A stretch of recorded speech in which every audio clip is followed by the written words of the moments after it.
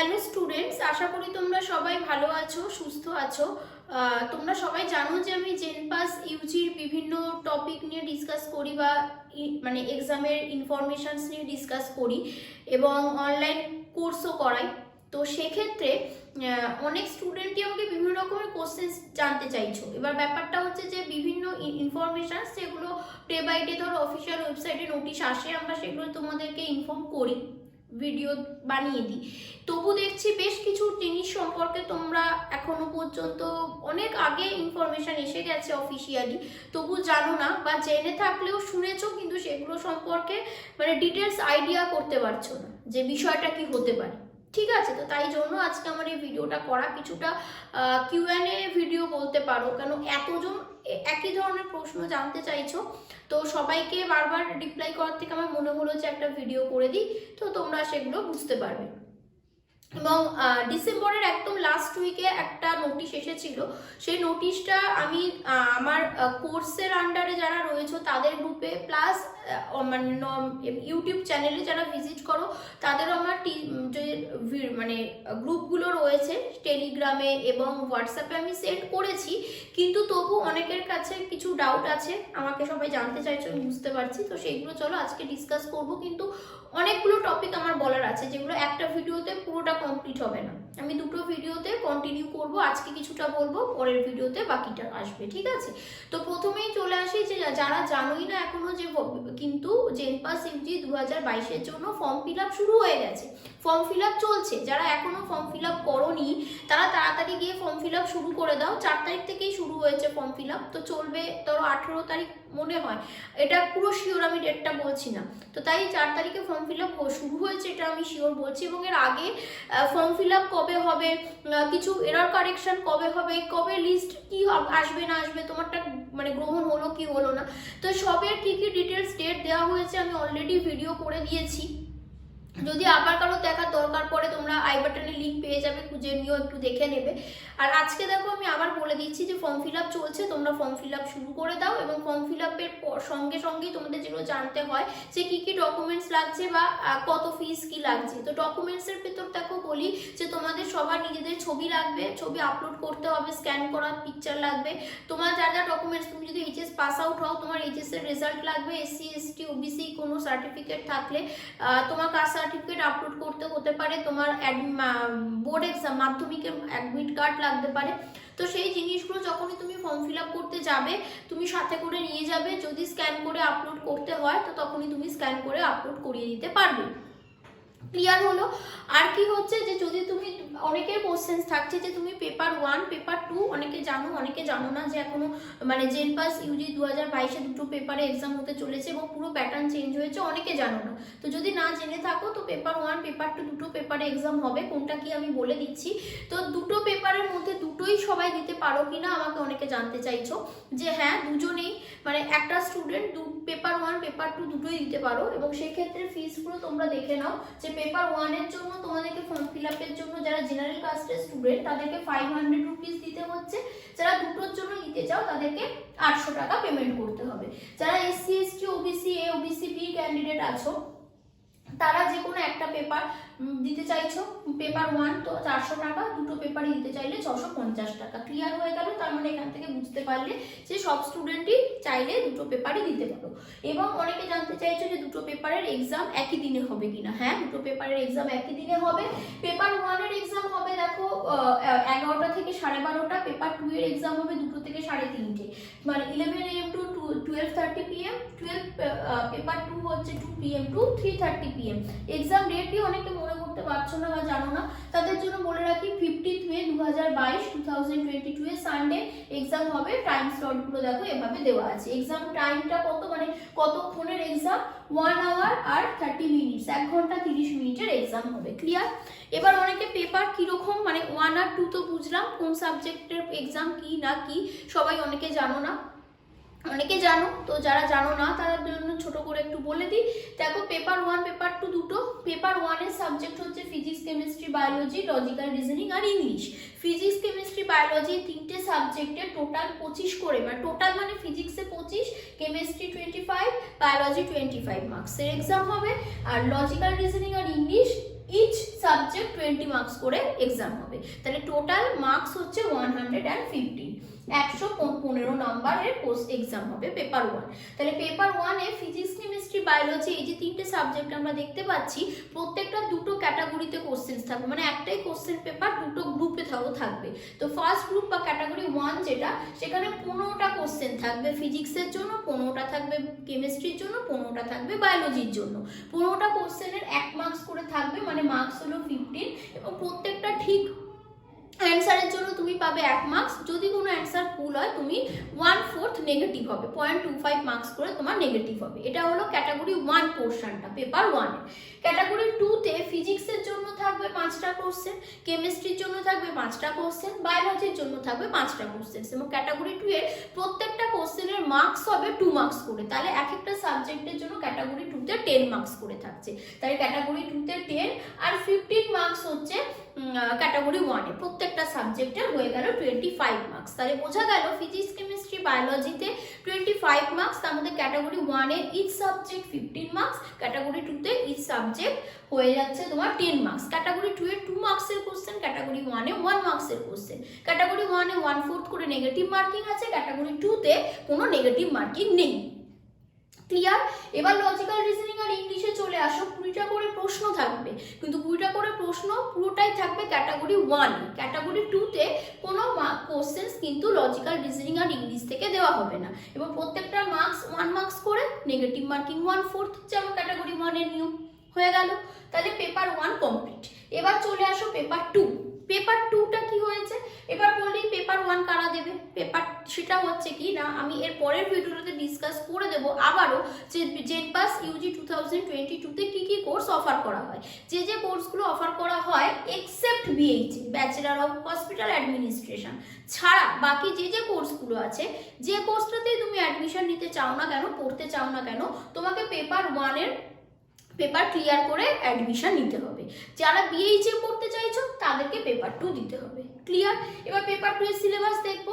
Physical science থাকবে, maths থাকবে, GK থাকবে, ইংলিশ থাকবে, জিআই থাকবে। ফিজিক্যাল সায়েন্সের কোশ্চেন মার্কস হচ্ছে 35, ঠিক আছে। ম্যাথস, জিকে, ইংলিশ, জিআই 20 মার্কসের। তো এবার ফিজিক্যাল সায়েন্স, ম্যাথ, জিকে এই তিনটেতে, ফিজিক্যাল সায়েন্স, ম্যাথ, জিকে এই তিনটেতে ক্যাটাগরি 1 ক্যাটাগরি 2 তে ভাগ থাকবে। কিভাবে না, টোটাল ফিজিক্যাল সায়েন্সের 35 মার্কস বা 35টা কোশ্চেন, তার মধ্যে 25টা কোশ্চেন হয়ে যাবে হচ্ছে তোমার ক্যাটাগরি 1 এ, বাকি চলে আসবে ক্যাটাগরি 2 তে। হলো। এবার ক্যাটাগরি 2 মানে কি, 2 মার্কসের কোশ্চেন্স, ক্যাটাগরি 1 মানে 1 মার্কসের কোশ্চেন্স। 1 মার্কসের কোশ্চেন্স ক্যাটাগরি 1 এ একই রকম ভাবে আছে, 1/4 করে নেগেটিভ হবে। ক্যাটাগরি 2 তে যে 2 মার্কসের করে কোশ্চেন্স গুলো থাকবে তাতে কোনো নেগেটিভ মার্কিং থাকবে না। সেম হচ্ছে পেপার 2 তেও। তাহলে পেপার 2 এ আমি দেখব যে ফিজিক্যাল সায়েন্স, ম্যাথস আর জিকে এই তিনটেতে ক্যাটাগরি 1 আর ক্যাটাগরি 2 তে ভাগ আছে, ক্যাটাগরি যেরকম বললাম। আর ঠিক একইভাবে লজিক্যাল রিজনিং আর ইংলিশে কোনো ক্যাটাগরি 2 এ কোশ্চেন্স থাকবে না, ক্যাটাগরি 1 এ 20টা করে কোশ্চেন্স থাকবে ইংলিশ আর জিআইতে, প্রত্যেকটা 1 মার্কস করে, নেগেটিভ মার্কিং 1/4। ক্লিয়ার হয়ে গেল পেপার 1 পেপার 2। কারা পেপার 1 দেবে, কারা 2 দেবে, কারা বোথ দেবে, আশা করি বুঝতে পেরেছো। এবার চলে আসবো কিসের প্রশ্ন আসবে না, সিলেবাসটা কি। তো সেখানে দেখো যা বলা হয়েছে, নোটিশটা এসেছে, সেখানে বলা হচ্ছে সিলেবাস কি না, পেপার 1 এর জন্য 11th 12th এর বোর্ড স্ট্যান্ডার্ড সিলেবাস। এবার অনেকে আমাকে প্রশ্ন করছো যে আগে আমরা কি দেখতাম, বায়োলজিতেই 100 মার্কস আসতো, আর 100 মার্কস হচ্ছে চলে আসতো তোমার ফিজিক্স আর কেমিস্ট্রি থেকে। তো এখন তাহলে না মার্কস এত কমে গেছে, তাহলে নিশ্চয়ই সিলেবাস কমেছে। কিন্তু বিষয়টা হচ্ছে সিলেবাস কমেনি। সিলেবাস 11 12 এ যা আছে বলা হচ্ছে 11 12 বেসিসের সিলেবাস, মানে 11 12 এ আমরা যা পড়ি ফিজিক্স, কেমিস্ট্রি, বায়োলজিতে সেই সিলেবাসই থাকবে। আর লজিক্যাল রিজনিং আর ইংলিশটা আমাদের কম্পিটিটিভ এক্সাম বেসড যেরকম পড়তে হয় কম্পিটিটিভ এক্সামের জন্য, সেভাবে সেই সিলেবাস ওয়াইজ পড়তে হবে। এটা পেপার 1 এর জন্য। পেপার 2 তে যদি চলে আসি, পেপার 2 তে সাবজেক্ট সিলেবাস দেখো কি বলছে, যেটা বিএইচ এর জন্য। তো সেটাতে ফিজিক্যাল সায়েন্স আর ম্যাথস আছে না, তো সেই ফিজিক্যাল সায়েন্স আর ম্যাথস বলছে 10th স্ট্যান্ডার্ড। ফিজিক্যাল সায়েন্স আর ম্যাথ হচ্ছে 10th স্ট্যান্ডার্ড। এবার বিষয়টা হচ্ছে কিরকম না, অনেক স্টুডেন্ট মনে করে বা আমাকে বারবার অনেকে জিজ্ঞেস করছো, ফোন করেও জানতে চাইছো যে ফিজিক্যাল সায়েন্স আর ম্যাথস 10th স্ট্যান্ডার্ড মানে আমি ক্লাস 10 এর ফিজিক্যাল সায়েন্স বইটা নেব, ক্লাস 10 এর ম্যাথস বইটা নেব, প্র্যাকটিস করে যাব, এনাফ। সেটা এনাফ নয়। তার কারণ আমরা যখন বোর্ড এক্সাম ক্লাস 10-এর দিই তখন আমরা ক্লাস 10-এর সিলেবাসে কমপ্লিট করি, সেখান থেকেই কোশ্চেন্স আসে, সেটা থেকেই আমরা পরীক্ষা দিই। কিন্তু আমরা বারবার আমি বলতে চাইছি, আমরা জানি যে কখনোই বোর্ড এক্সাম আর কোনো কম্পিটিটিভ এক্সাম সেম নয়। 10th স্ট্যান্ডার্ড বলা হচ্ছে মানে মাধ্যমিক স্ট্যান্ডার্ড। মাধ্যমিক শুধু মাধ্যমিক নিয়ে আমরা দেখি হয়, কিন্তু মাধ্যমিক স্ট্যান্ডার্ড মানে ক্লাস 5 to 10 যে কোনো কিছুই আসতে পারে, ঠিক আছে? তো সেই জন্য শুধু ক্লাস 10-এর বই তুলে নিয়ে পড়ে নিলাম মানেই সিলেবাস কভার আমি বলতে পারি না। ধরো সরল সুদ কষা বা কম্পাউন্ড ইন্টারেস্ট, সিম্পল ইন্টারেস্ট যাই হোক না কেন, গোলক রম্বস, এই যে মানে আমি ম্যাথসের মানে চ্যাপ্টার্সগুলো বলছি, তার মধ্যে আমি দেখো ক্লাস 9-এ তোমরা বৃত্ত শেখো মানে সার্কেল শেখো, আর তোমরা স্পিয়ার মানে গোলক শেখো ক্লাস 10-এ। এবার হতেই পারে তোমাকে এক্সামে গোলক থেকে কোশ্চেন্স দেয়নি, তোমাকে বৃত্ত থেকে কোশ্চেন্স দিচ্ছে, তোমরা কি বলবে? সিলেবাসে লেখা ছিল 10th স্ট্যান্ডার্ডের কোশ্চেন্স, 10th-এ তো গোলক শেখানো হয় না, 10th-এ তো বৃত্ত শেখানো হয় না, 10th-এ গোলক শেখানো হয়, কেন দিয়েছে? এই কোশ্চেন্সটার কোনো মানেই হয় না, ঠিক? কেন না, 10th স্ট্যান্ডার্ড বলেছে মানে ক্লাস 5 to 10th লেভেলের যে কোশ্চেন্স হতে পারে, যে লেভেল অফ স্ট্যান্ডার্ড হতে পারে, সেটাই কিন্তু তোমাদেরকে রেডি করতে হবে। বোঝা গেছে? এরপরে যেটা থাকছে জিকে, ইংলিশ, জিআই বলছে 12th স্ট্যান্ডার্ডে। এবার তোমরা জানোই যে জিআই ক্লাস 12-এ ছেলে মেয়েদেরকে করানো হয় না, তো English, GK, GI 12th standard. এটা তো আমি লিখছি না, এটা তোমাদের অফিসিয়াল ওয়েবসাইটে যে পিডিএফ দেওয়া হয়েছে সেখানে যে ল্যাঙ্গুয়েজ লেখা আছে আমি সেটাই এখানে তুলে ধরেছি তোমাদের সামনে। কিন্তু বিষয়টা কিরকম না, আমাদেরকে একটু কম্পিটিটিভ এক্সামে যেরকমভাবে আমরা জিআই, লজিক্যাল মানে লজিক্যাল রিজনিং, ইংলিশ আর জিকে করে থাকি, সেভাবে তোমাদেরকে এটা প্রিপারেশন নিয়ে নিতে হবে। ক্লিয়ার? এরপর যদি এলিজিবিলিটি চলে আসি, ওখানে দুটো ল্যাঙ্গুয়েজ দেখো মেনশন করা, একটা বলছে অ্যাপিয়ারিং ক্রাইটেরিয়া। এলিজিবিলিটির আন্ডারে একটা হচ্ছে তুমি যে এক্সাম দিতে পারবে সেটার অ্যাপিয়ারিং ক্রাইটেরিয়া কি, এবার তুমি পাস করে গেলে দেন অ্যাডমিশনের কি ক্রাইটেরিয়া রয়েছে। তাহলে অ্যাপিয়ারিং কখন হতে পারবে তুমি, না যদি সিটিজেন অফ ইন্ডিয়া হয়। দেন বলা হচ্ছে যে অ্যাপিয়ার হতে হবে অবশ্যই এইচএস পাস হতে হবে বা অ্যাপিয়ার হতে হবে 2022-এ। অনেক স্টুডেন্ট যারা ক্লাস 11th এখন পড়ছো তারা জানতে চাইছো দিতে পারবে কিনা, তারা দিতে পারবে না। যতই তোমরা যখন নাকি অনেকের এটা মনে হচ্ছে যে আমরা মানে এক্সামের ডেটটা যেহেতু দেখো 15th মে 2021, তো 15th মে 2022, তো 15th মে 2022-এ এখন যারা 11th-এ পড়ে তারা তো 12-এ উঠে যাবে, তো তাদের মনে হচ্ছে আমরা তো কেন ফর্ম ফিল আপ করতে পারবো না। বিষয়টা হচ্ছে যে তারা এবছরের নয়, তারা 2023-এ এক্সাম দিতে পারবে, আর একটু ওয়েট করে যেতে হবে। যারা এখন ফর্ম ফিল আপের সময় ক্লাস 12th অ্যাপিয়ারিং, যারা ফর্ম ফিল আপ করছো তারা যারা ক্লাস 12th অ্যাপিয়ারিং তারা ফর্ম ফিল আপ করতে পারবে, আর যারা অলরেডি এইচএস পাস করে গেছো তারা ফর্ম ফিল আপ করতে পারবে। যারা এখন 11th-এ পড়ো তারা ফর্ম ফিল আপ করতে পারবে না। আর কি না, মিনিমাম এজ 17 ইয়ার্স হতে হবে। দেখো 31শে ডিসেম্বর 2022-এর মধ্যে বা তাকে 31শে ডিসেম্বর 2005-এর আগে বার্থ হতে হবে। দেন তাহলে সে ক্রাইটেরিয়া ফুলফিল করতে পারছে যে সে অ্যাপিয়ার করতে পারবে এক্সামে। এবার অ্যাডমিশন ক্রাইটেরিয়া কি বলা হয়েছে, প্রথমেই একটা লাইন লেখা আছে যে male and female both candidates are eligible for all the courses of JENPAS UG 2022। That means তোমরা যারা মেল আছো বা ফিমেল আছো সবাই সব কোর্সগুলো অ্যাপ্লাই করতে পারবে।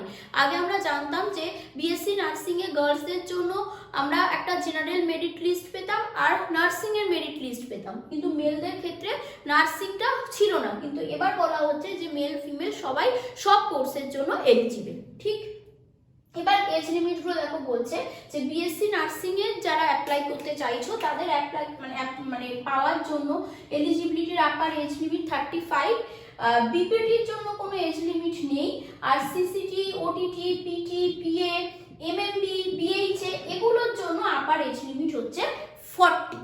তো এইটুকু ইনফরমেশন এগুলো অনেকে অনেকবার আমাকে জানতে চেয়েছো। এর পরের ভিডিওটাতে আমি বলবো যে অনেকে জানতে চাইছো যে এতগুলো সাবজেক্ট কোনটাতে বেশি জোর দেব। তো বেশি জোর দেওয়াটাও ডিপেন্ড করছে ওরা কিভাবে রেগুলেট করতে চাইছে, সেটার বেশ কিছু ইনফরমেশন কিন্তু এই পিডিএফটাতেই দেওয়া আছে, ঠিক আছে? তোমরা কতটা পড়ে দেখেছো বা বুঝতে অনেকে না পেরে থাকতে পারে ল্যাঙ্গুয়েজ, তো আমি সেটা এর পরের ভিডিওটাতে ডিসকাস করে দেবো যে ওরা কিভাবে বলছে র্যাঙ্কিংটা রেগুলেট করবে, এবং সেখান থেকে তোমরা নিজেরাই বুঝতে পারবে যে কোন সাবজেক্টটার বেশ একটু হলেও হয়তো তোমাদের মনে হতে পারে যে ফোকাস বেশি দেওয়া দরকার বা কোনটাই কম।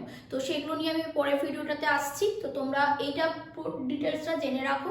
এর পরের ভিডিওটাতে কোন সাবজেক্টকে কতটা জোর দেবে বা আরও আদার্স কী কী ক্রাইটেরিয়া রয়েছে, বাকি জেনপাস ইউজির কী কী ইনফরমেশন 2022-এর ক্যান্ডিডেটদের জেনে রাখা উচিত, সেগুলো আমি পরের ভিডিওতে ডিসকাস করছি। সবাই ভালো থাকো, সুস্থ থাকো, থ্যাংক ইউ।